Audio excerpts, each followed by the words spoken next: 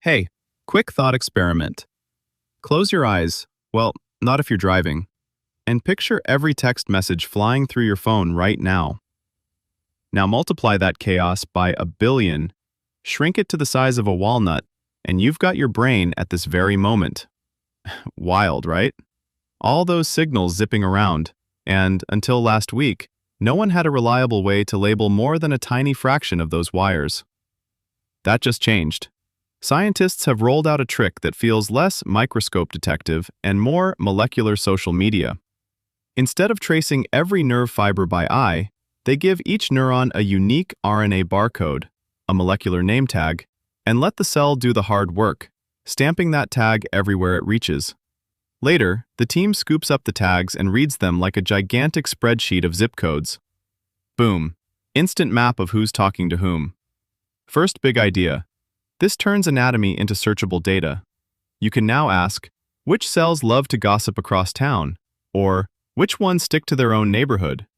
And the answers pop out statistically, not anecdotally. Pause for a second. Let that sink in. We've moved from painstaking artwork to big data query. Now, here's how the new view reshapes the questions we can ask. Section 1. Patterns, not Polaroids. When you zoom out from single cells, connection rules emerge. Certain neurons partner up like best friends at every party. Others avoid each other like rival sports fans.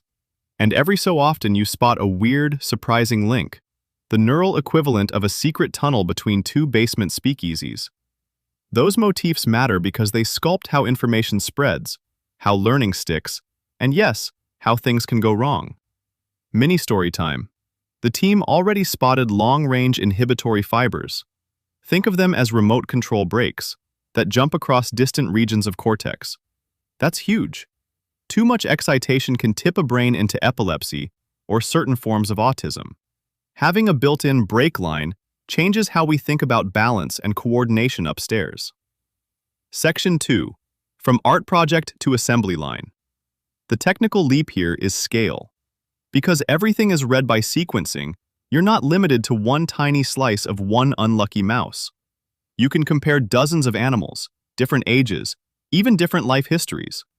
Imagine two mice, one raised in a cushy, enriched playground, the other in a plain cage. Do they wire the same way? With RNA barcodes, that question shifts from, maybe, ask me in 5 years, to, let's run the numbers. Same for learning. Teach animals a maze, grab the brain later, and you can ask, which links bulked up? Which ones shrank? Over hundreds of brains, those shifts become reliable trends instead of cute anecdotes. Section 3. Genes meet geography. Because every barcode rides on RNA, you can read gene expression at the same time. Translation. You can line up a cell's wiring pattern with its molecular personality. Do dopamine-rich cells favor one motif?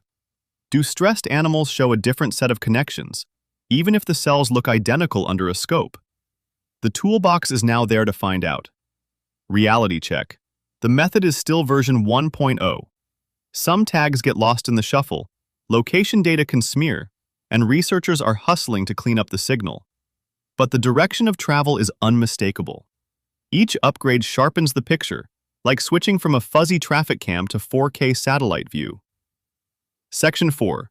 Looking across time and species. Think bigger.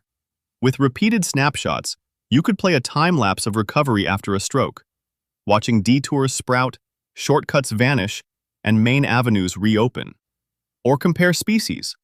Does a songbird organize its memory circuits the same way a mouse handles attention? Maybe evolution keeps reaching for the same wiring playbook.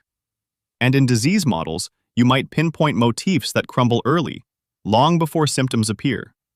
That's not just fascinating, it's actionable. Section 5.